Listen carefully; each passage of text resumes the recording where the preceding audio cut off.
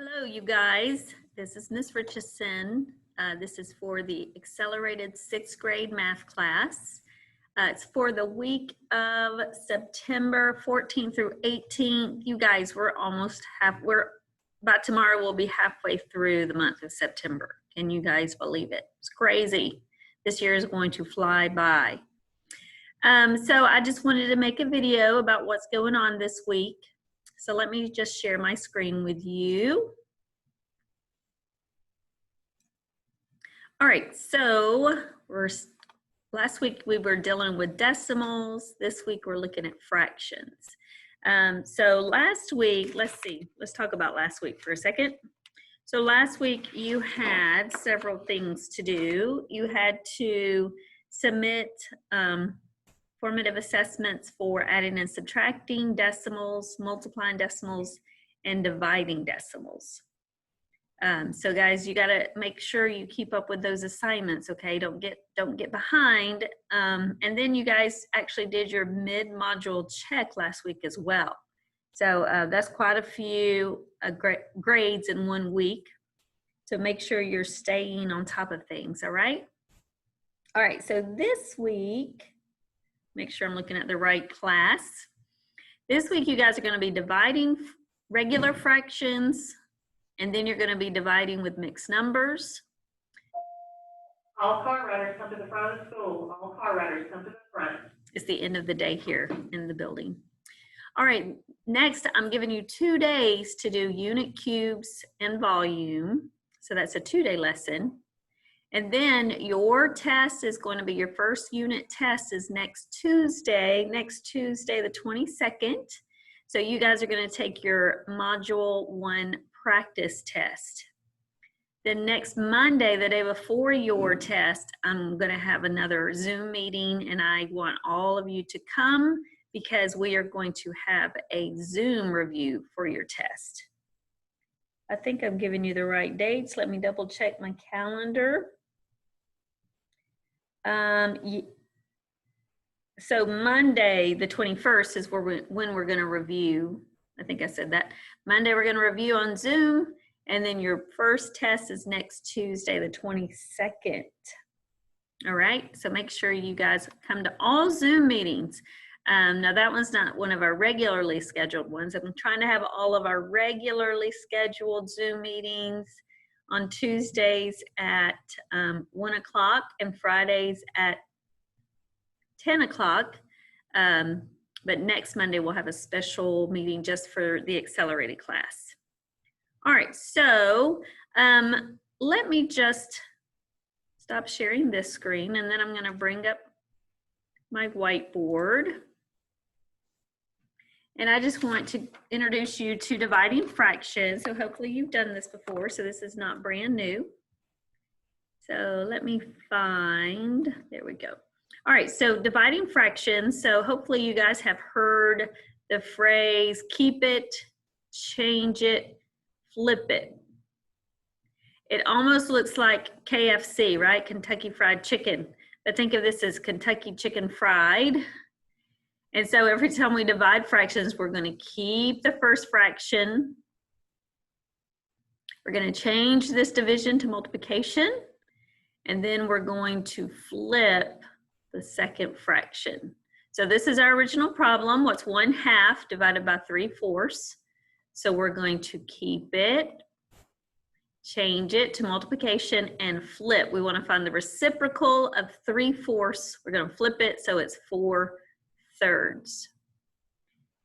Now you can go ahead and multiply straight across and get 1 times 4 is 4, and 2 times 3 is 6. And then we always want all of our fractions to be simplified. So do 4 and 6 have a common factor? Yes, they're both divisible by 2. So we're going to divide both digits by 2. 4 divided by 2 is 2. 6 divided by 2 is 3. And that's our simplified answer. Or we could simplify before we multiply. So you can simplify up and down or diagonally. Now 1 and 3 don't have common factors except for 1 and 3. I mean, they don't have any common factors because they're prime numbers. However, 2 and 4, I can simplify this way because I can divide 4 and 2 both by 2. So 4 divided by 2 is 2. 2 divided by 2 is 1. And now when I multiply straight across, 1 times 2 is 2. 1 times 3 is 3. And I get the simplified answer. If you notice, they both have the same answer. One of them I just simplified before I multiplied. The other one I multiplied with what I had, and then I simplified the answer. So either way is good on that. Either way you want to do that. If you simplify before you multiply, then you're going to keep your numbers smaller. All right.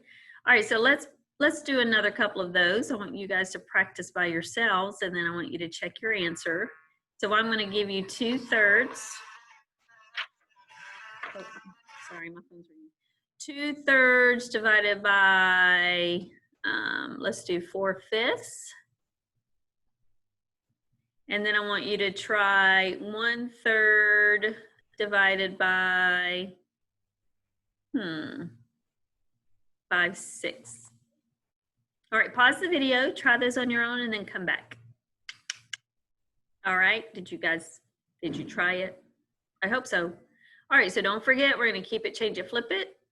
Keep it, change it, flip it. Did you multiply straight across and then simplify? If you did, you got 10/12. 10 and 12 are both divisible by 2. Whoops, dividing by 2. So 10 divided by 2 is 5, and 12 divided by 2 is 6. Or I would simplify before I multiplied. So 3 and 5 do not have any common factors, but 2 and 4 do. So I would divide them both by 2. 2 divided by 2 is 1. 4 divided by 2 is 2.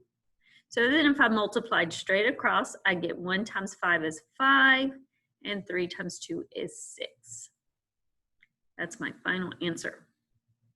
All right, on the second one, we're going to keep it, change it, flip it. Whoops, I almost didn't flip it. I said it, but I didn't do it. 6/5.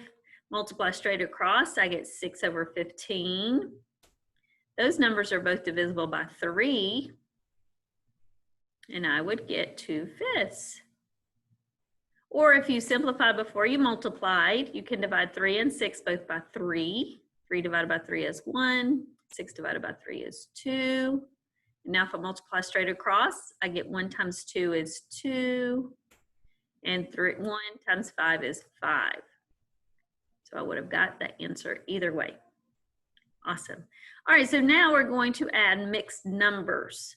So for example, let's do 1/2 divided by, you leave a simple fraction on the second number. All right, you cannot divide mixed numbers. You have to change them into improper fractions. Change the mixed numbers to improper fraction. You multiply the denominator times the whole number, and then you add the numerator. So we go around the world. We start at the bottom, 2 times 1 plus 1.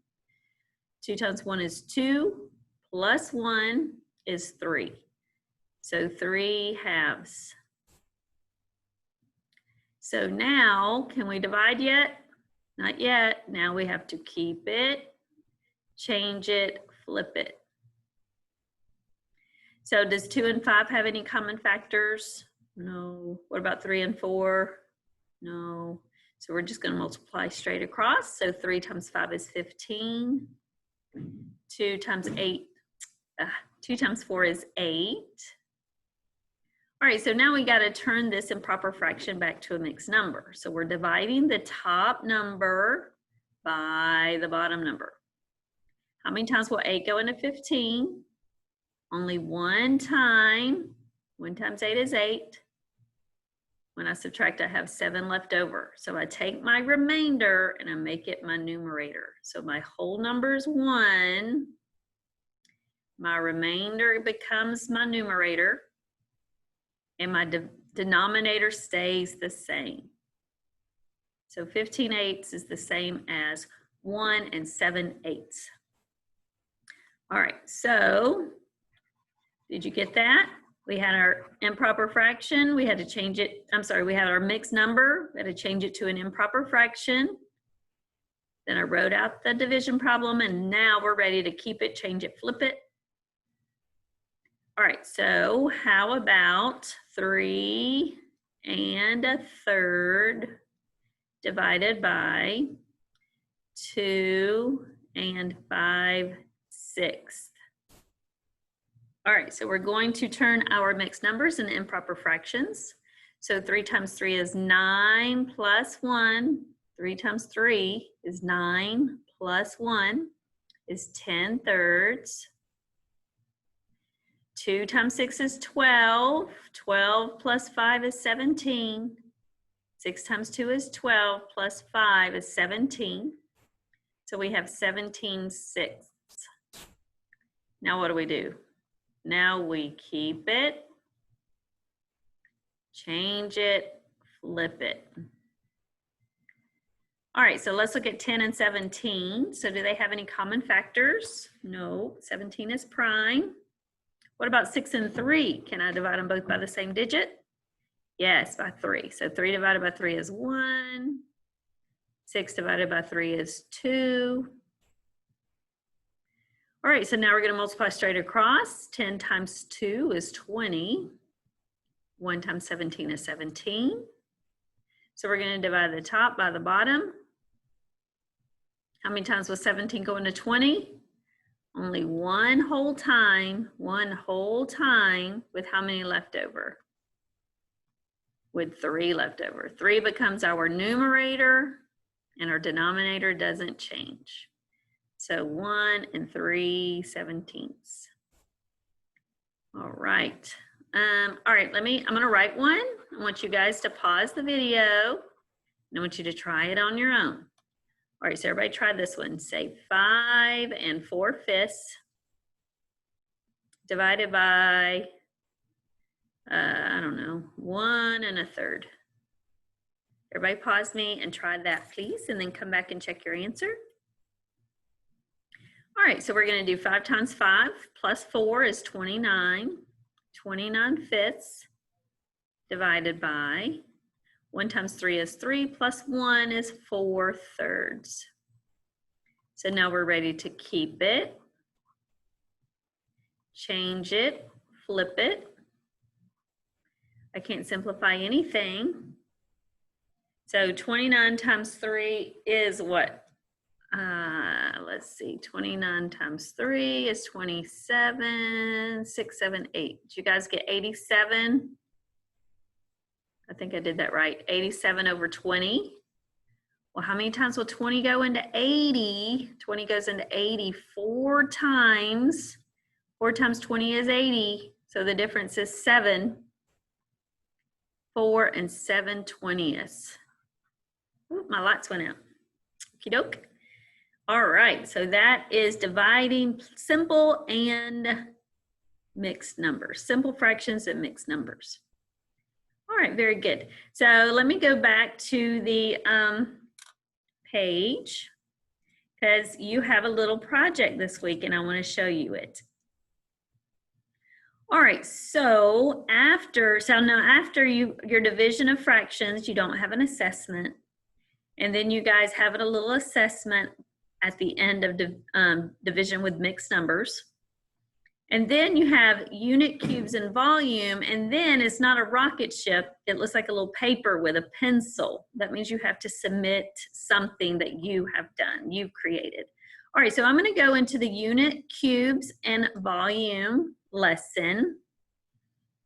And of course, you guys are reading every page, you're reading every scenario, you're looking at your lesson objectives.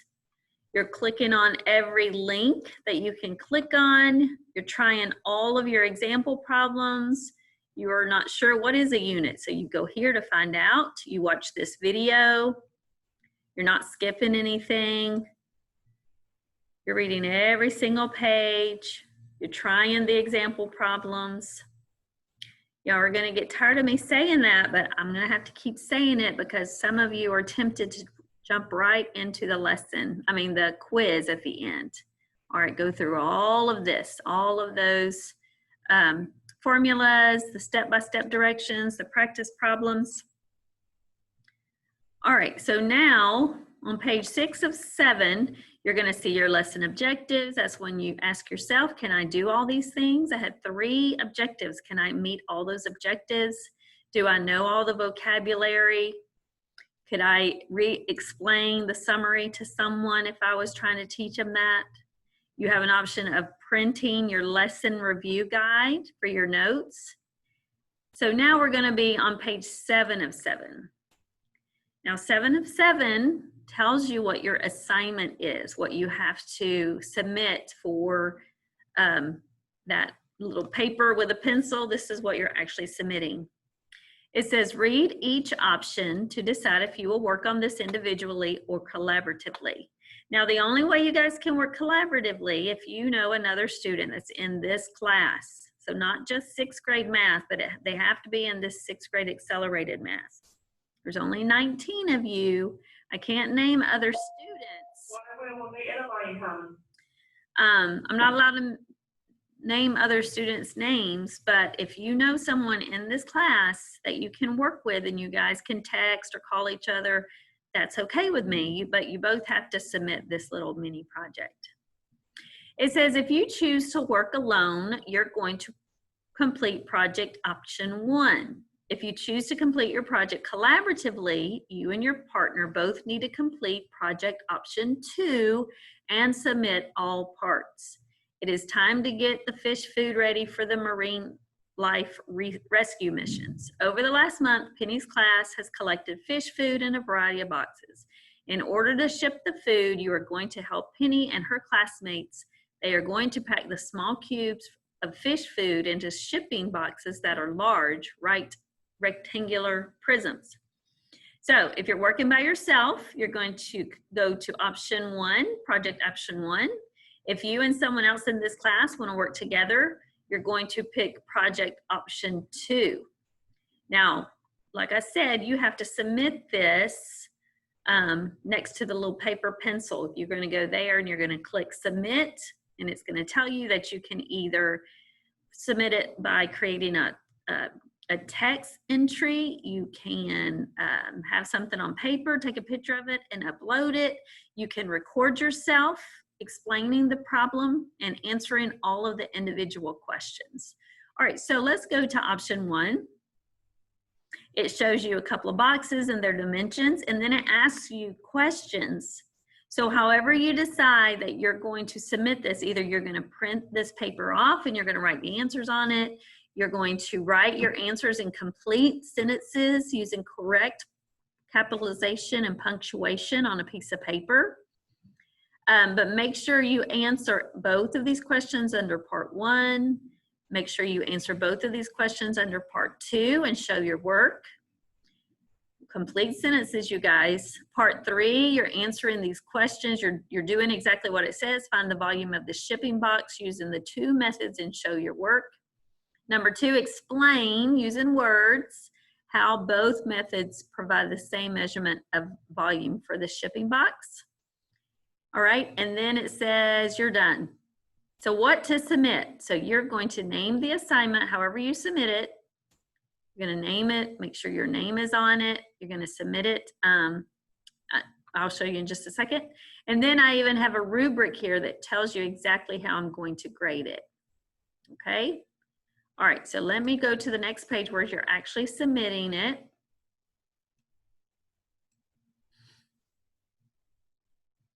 All right, so under unit, cubes, and volumes, this is where you're going to hit the word, you'll have a submit button up here, and it says you can submit a text entry box, a website URL that you created, a media recording, or a file upload. So any of those ways you can submit to answer all of those questions and show me your work. Like I said, or like we read together, if you click project 2 and you're working with someone in this class, you both have to submit the project and you need to answer the questions over how you worked with your partner and make sure I know your name and your partner's name.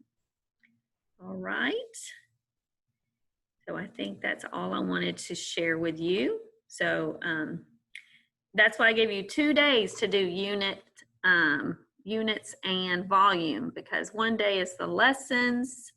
You read through the lessons, make sure you can do all the practice problems, watch the video, and then the next day, if you want to, that's when you can do your project. All right. So anyway, y'all got a little bit of work to do, but I know you're capable of doing it. Make sure you get your practice test done. Join me tomorrow on Tuesday at 11 o'clock. No, excuse me, 10 o'clock. No, that's not right either. 1 o'clock tomorrow on Tuesday.